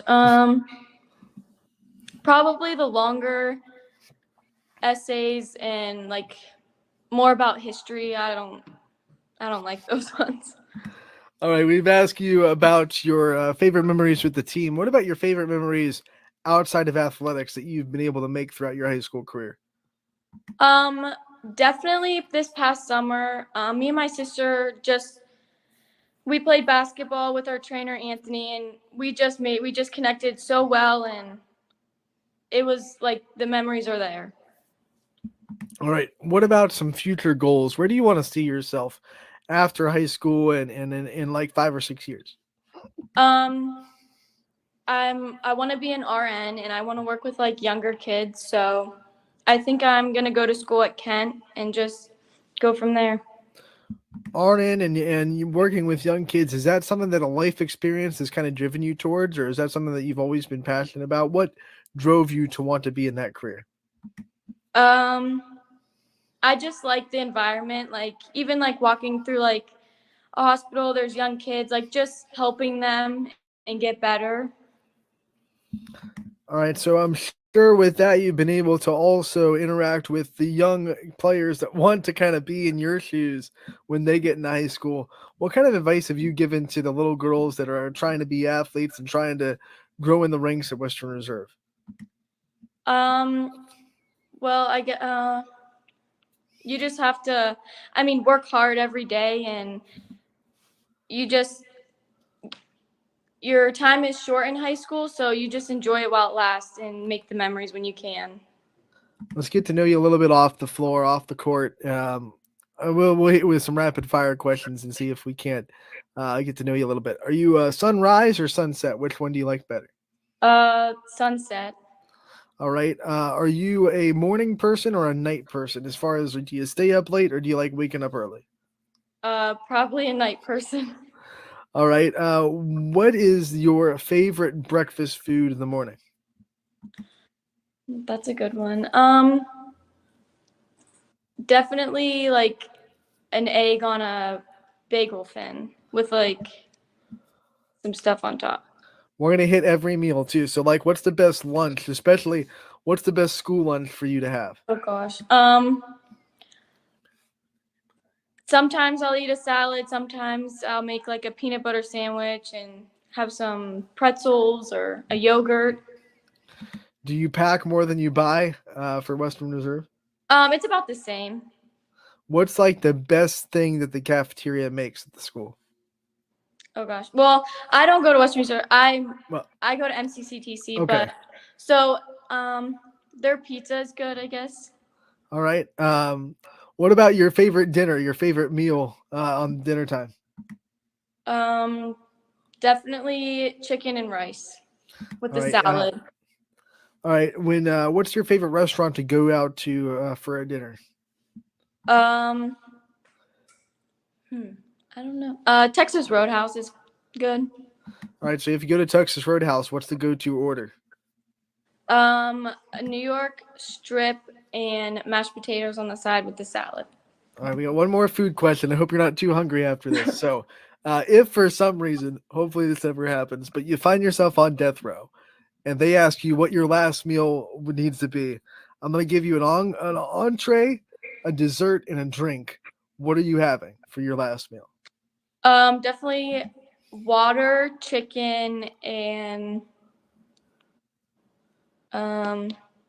maybe cake or a All right, cupcake. I like it. What's the flavor of cupcake? We're gonna get specific. Like, are you chocolate or vanilla? Vanilla. All right, I like it. What about some pregame routines that you like to do before a game? I kind of just relax a little bit, so I'm not like too worried about anything. I'll eat not a big meal, but like a little meal, and then I just am set for the game. Do you have any superstitions? No. No, none. What about some teammates that do any of your teammates have superstitions that you find odd? I'm not sure. What teammate would you trust the most to be your getaway driver? Oh gosh. Probably Raylan Meyer. What teammate do you think takes everything the most seriously? Oh, that's a Lisa Eichert. All right, we'll flip that. Which one is the jokester that always is making people laugh? Angelina Capobianca. All right. What teammate has the most swag on the team? I feel like Olivia has it a lot. All right. What about like the best dancer, best moves? Definitely Angelina. All right. Well, I think Angelina might get this one too. I'm going to ask you, like karaoke singing. Who's the best voice? Is Probably it her again? Angelina, yeah. All right. So if we took you to karaoke night, what would be your go-to karaoke song? Oh gosh. Definitely The Climb. Okay.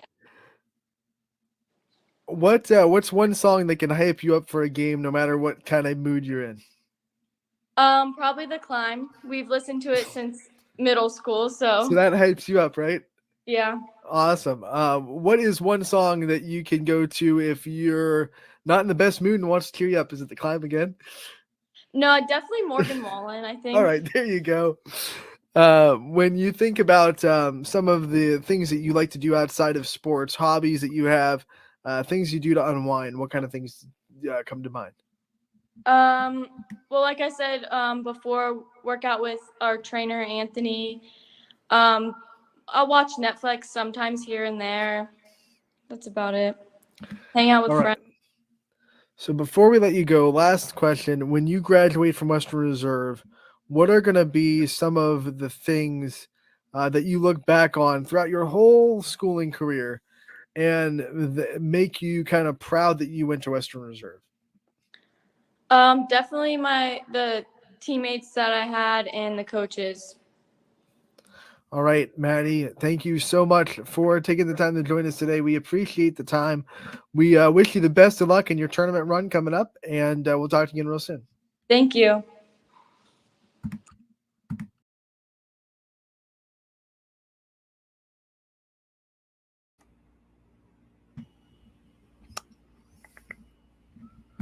That was Madison Leone from Western Reserve. They play in a district semifinal night tonight. The 2-seed Western Reserve Blue Devils against Southern at 6 o'clock at Columbiana tonight. And that'll be a fun one to watch. Head over to Columbiana if you want to watch that game. The other district semifinals that will be happening tonight are going to be both in Division 4 and Division 1. As in Division 4, you'll see Sebring against Wellsville in Lisbon, at 6 o'clock, 7:30 in Wellsville. You'll see McDonald against Dalton. And then the other YSN school that will be in action tonight for volleyball is going to be Austintown Fitch up in Division 1. They will play the 6th-seeded Hudson Explorers as they match up with them. Austintown is the 4 seed, so 4 versus 6. That game will be at 7:30 in Mentor for the Division 1 district semifinals up there. So we wish all of our teams the very best of luck in their district semifinals. And before we kind of get out of here, we do have to get one more interview to you, a player that is fighting for a district semifinal tonight, Maria Rizil, senior for McDonald. Here is her interview on Running Point, brought to you by Greenwood Chevrolet in Austintown. Anthony Hartwig here with a McDonald volleyball player profile. I am joined by Maria Rizil. Maria, thank you so much for taking the time to join us. Thank you for having me. First thing we got to get out of the way is that last name. All McDonald fans kind of know it with your brother and your dad and the family tradition that has been in the McDonald school system for a long time. You got to tell us, what's it like being in this family, and what's it like kind of continuing the Rizil legacy at McDonald? It's pretty cool. I mean, a lot of people assume I play basketball, so that's kind of a thing where they're kind of shocked when I say I play volleyball, especially because it's a new program. But it's kind of cool, you know, like a lot of people know my brother, and then they know my dad. So it's kind of a lot of pressure, you know. My brother has had a lot of success, and so has my dad. So it's cool to be able to hopefully live up to the name. In the early stages of your high school varsity career, did you ever kind of struggle with that, kind of trying to, you know, almost live up to the name and letting that become pressure instead of, you know, a blessing? Yeah, it was definitely a lot of pressure, but you know, we were a new program, so it wasn't like many people expected much. But I mean, yeah, it was definitely a lot. You know, people would assume that, like, you know, you have to live up to your potential, but I did my best. You are forever going to be the class that started this program. What's that mean to the senior class, knowing that your freshman year was the first year it existed, and now here you are as a 4 seed in the district trying to make a big tournament run? Yeah, I mean, it was cool to watch like the program grow. I kind of like grew up with the program. Like my freshman year was the first year our team was considered an actual team. So it's pretty cool to watch like how our success has grown and how we've become able to have the success so early in our program. And it's really cool to, you know, hopefully, you know, this year make a long run in the tournament. What do you think helped make it such a kind of a quick turnaround? Or I shouldn't even say a turnaround, a quick growth for this program, going from, you know, starting 4 years ago to now all of a sudden, you know, the season that you guys are having and a 4 seed in the district? Yeah, I think it was we kind of learned together. You know, our coaches, they kind of tried to figure out what helped us and what worked well for us. So I think we've definitely become, you know, super close as a team. And our coaches have done a really good job of preparing us for this and preparing us all season, you know, in the summer especially. And they definitely drilled in our heads like mental toughness and, you know, got to be ready. So this coaching staff has definitely got to be a big part of that rebirth. Coach Harkleroad, Coach Klockner, what have they brought to this program, do you think, from your perspective? And what do you think is the biggest thing they've taught you guys about volleyball? Coach Klockner is very big on, like I said, mental toughness. So he's kind of been doing all of our conditioning, and, you know, we don't always love it, but he makes us run a lot. So we definitely have built up the stamina to help that. And Coach Tim Harkleroad, he always brings the energy, and he's always such a good person to be around. We all have a lot of fun at practices, and it's made us really close. So I think that's why we're being able to have so much success is, you know, we're so close, and they really help us. You know, they coach a lot during the games, and it's really helpful. It's been a year filled with a little bit of adversity for you guys because of what happened to Megan Klockner in the middle of the season. You've kind of had to step into a center role, which I'm sure you didn't really expect coming into this year. What has that kind of been like for you to kind of have your teammates back? And of course, you never want to take a position because of that kind of situation. But what was it like to just kind of step up the way you have and to and be a setter for the last half of the season? Yeah, I mean, losing Megan was very hard on the team and on us as, you know, her friends, but we were able to step up. I was a setter of my freshman, sophomore, and junior year. So the start of this year is my first time ever like hitting outside, which is where I play now. And our other outside hitter actually also sets. So it's kind of weird. You don't really see that very often, is your two outside hitters also setting. But it's what's worked for us, and we're able to have success with that. It was definitely a lot. I was really excited to hit outside, but I'm still getting to do that. And I also have a bigger role in the team as a setter, which I enjoy because setters they kind of control the court, and I really like that, to have that, and I like to build my team up. So it's really nice to be in all aspects of the game and not just hitting. What's it like for you switching mindsets from when you're setting in the back row to then, okay, I'm rotating in the front row now. I'm a hitter now, so I have to make sure I'm putting balls away instead of trying to think like a setter. Yeah, it's definitely kind of hard sometimes. I kind of get confused, because I'm going from different spots. But I think we talk a lot on the court, so it's really easy for me to know where I'm supposed to be and where I'm supposed to go because our team's really good at communication. So I think that's really easy for me to be able to make that transition and just get in the right mindset. When I go to the front row, I have to think that my job is to hit and to block and not to set. So it's definitely tricks me up sometimes, but I figure it out usually. Okay, now on the other side of the net on defense, does having the setting background help you read the other team's setter and what she's gonna do? A little bit. Our coach is very big on reading the shoulders and looking at the setter. What are they gonna do? But it's a lot easier when my team's talking. When the setter tips, it's really hard because I'm trying to think I shouldn't get the ball because I need a set, but then I also need to get the ball so it doesn't hit the floor. So it's a lot of back and forth, but I figure it out usually. I think the setting background does help me a little bit because if I put myself in their shoes, if I was right there in that position, what would I do if I would set or if I would tip or push somewhere? So that definitely does help. And getting your stats all the time, this team never struggles with digs and never struggles with making sure the ball stays up. Now as a setter, what's it like to have such a good defense? It always kind of gets you in system and gets you a good pass where you don't have to run around the court trying to get the ball back in play. Yeah, defense is the first step. So when we get that good pass, it's so much easier for me to be able to set the hitters up. So our defense is really good. We have a really fast libero and we have some really skilled people in the back row. So they're doing a really good job of getting that pass where it's supposed to be. So I have as many options as possible to put the ball wherever it needs to go. So that definitely helps that they're able to put that ball right where it's supposed to be. What is your favorite thing about this sport of volleyball? Obviously, you're talking about it with so much passion. You gotta love it so much. What's your favorite part about this sport?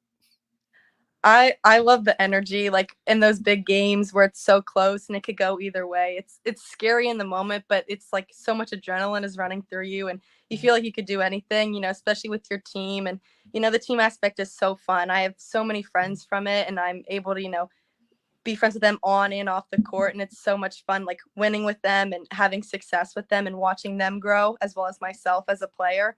And it's really cool, when you get that new skill you're trying to work on, or it's really rewarding. We've said it before, you're a senior this year. So what's it like going through the emotions of senior year? It's a lot. I mean, we especially now it's tournament time and, if you lose, you're done. So we're really pushing for, a win every single game. And our practices, we're working hard every single practice. It's a lot of lasts. So Saturday was the last time we played at our home court. And it was a bittersweet moment because I love my gym. I love playing there, but we're still going and we're still having success. And I'm just really excited, but I just don't want it to end. Do you see in practices and in games, you and the other seniors have a little bit more sense of urgency and a little bit more sense of trying to just make the most out of every moment in the last couple, weeks since you kind of are realizing that it's almost over? Yeah, the other senior is my best friend. And, we've done a lot of things together. We grew up with this program together and we're really close with a lot of the younger girls too. So it's sad every time we go to practice because we know it's one of our lasts and we really created a good bond with them. So I think we're all really itching to do really well in the tournament and every single game so we could stay playing together for as long as we can. What have been some of the focuses in the last couple practices as you get ready for this district semifinal coming up tomorrow? Or Wednesday. No, tomorrow. Yeah, it's tomorrow. Yeah, tomorrow.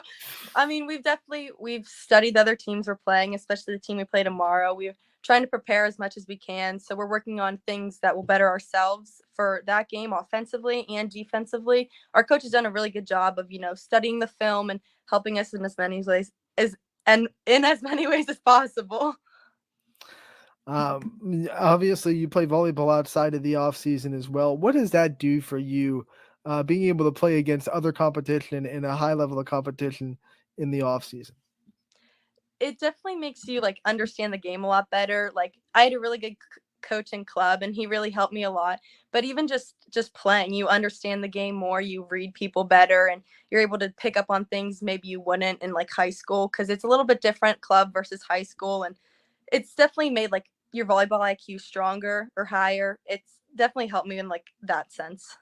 You've been able to build a lot of relationships with a lot of great players in club as well. So I got to ask, who's your best friend that doesn't wear a McDonald's uniform?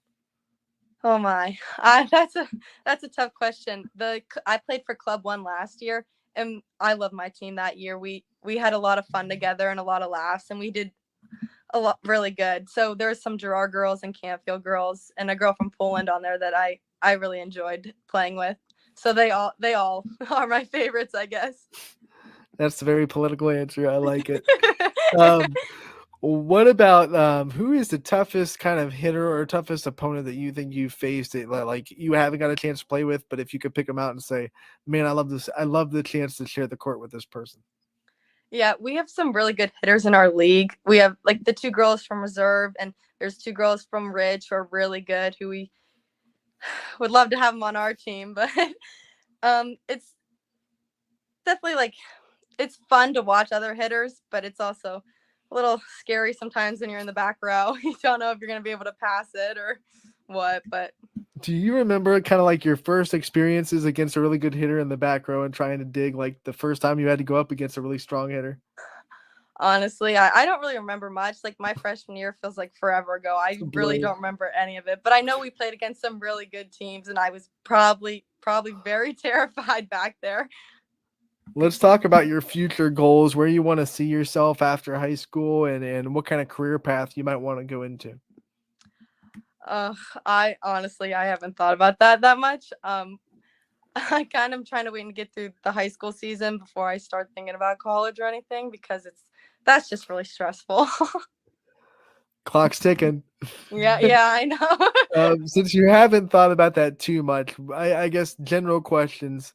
Do you want to travel far from home? Or are you looking for a college or closer? And what kind of subjects do you like to study in school that you could possibly see yourself pursuing a career in? My favorite subjects is probably math, because I'm good at it and I don't really like anything else. But as college goes, I've kind of talked about this with my parents. I kind of want to go away because McDonald's such a small town, and I've kind of been around these people my whole life, which is good and bad. So most of my friends are staying here and going to YSU, which I could do that and be with them, or I could go a little far away and meet some new people. So I'm kind of weighing the pros and cons of each and seeing what I really want to do in the future. What is your dream state? If you could live in any state or go to college in any state, what would it be outside of Ohio? Probably Florida. I know Ohio weather is kind of crappy, and I would kind of by the beach for a little bit, but I don't know if I'd want to live there my whole life. But I feel like going to college there would be pretty fun. All right, obviously your dad's a great coach. Can we see Coach Maria Razil in the future? Do you think you'd make a good coach? I don't know. We have a boys volleyball game at our school that the volleyball girls coach, so I coach that, but they're really difficult to work with sometimes, so I don't know. Yeah, I struggle with those sometimes. So you got me, man. What kind did you ask your dad for any advice when you knew you were going to coach that game? No, I kind of just went with my gut, So I can be very bossy sometimes, and I think the boys did not like that very much. I don't think they liked me telling them what to do, but we had fun, so that's all that matters. But They lost, but I'm putting that on them, not on me. So. I like that. Okay, yeah. So boys volleyball is now a thing in the OHSA. It's a certified, accepted sport. If you had to pick one McDonald male athlete, whether it could be the football team, basketball team, I don't care what team you want to go with, that you think would make the best volleyball player in the school, who are you going with? That's a good question. Probably someone on the basketball team because they're probably a lot taller and height's a big part of volleyball. I don't know. I've never really thought about that. I don't know who would even want to play, so I guess I'd have to ask around. All right, you're gonna come back with us about that. We're gonna have an Yeah. exclusive interview Yes. when boys volleyball season starts. Yes. Let's get to know you a little bit off the court too. What is your dream car? If money wasn't an issue and you could get any car you wanted, what car would you want? Since I was little, I've always wanted a G-Wagon. They're just so cool. I don't know. Like all the rich people have them, so I guess that's like an appeal, or like a Range Rover. I don't know. Those are like basic, but What's the go-to paint job for the color? I like black. I think Okay. that looks really good on cars. All right. What is one thing that you spend a lot of money on that you probably shouldn't? Chick-fil-A. I'm there like 3 times a week. It's a habit that's not good, but I love it. So Are you kind of all over the menu, or do you have a go-to order every time you go to Chick-fil-A? I usually get nuggets, 8-count nugget meal with a Sprite and a chocolate chip cookie. Are we getting the fries? Yes. Okay, I was about to say you can't leave out the waffle fries. Yeah. For Chick-fil-A. So what do you do on Sundays? Yeah. Usually I'll order pizza or I'll go to Cane's, which Cane's is like a half hour away, so that's kind of not, which is like kind of cheating on Chick-fil-A because it's like rivals, but I gotta eat something on Sunday, so I think Chick-fil-A understands that Cane's is the side chick, and it's okay. yeah. Yeah. What kind of things? What is your favorite home cooked meal that you guys do have when you're not eating Chick-fil-A or pizza or Cane's? My mom makes really good pasta, and I like that. So sometimes we have that on Sundays. So I like that. That's probably my favorite. What is your favorite kind of meal to have after a game? Chick-fil-A, probably. Yeah, me and my friends usually go through the drive-through, and then we eat in my car. So that's probably my favorite. Which one of your teammates do you trust the most in a car to drive to Chick-fil-A? Usually I'm the driver, but I would say the other senior, Megan Zajac, she's the only like other one with her license that I kind of drive with. So probably her. Who wouldn't you trust to drive? Oh boy. I don't know. Probably if one of the freshmen, the 2 freshmen that play varsity, if one of them got their license, I don't know if I'd get in a car with them. They still got a lot of growing up to do, I think, when it comes to that. What teammate do you think takes things the most like serious when in the serious moments?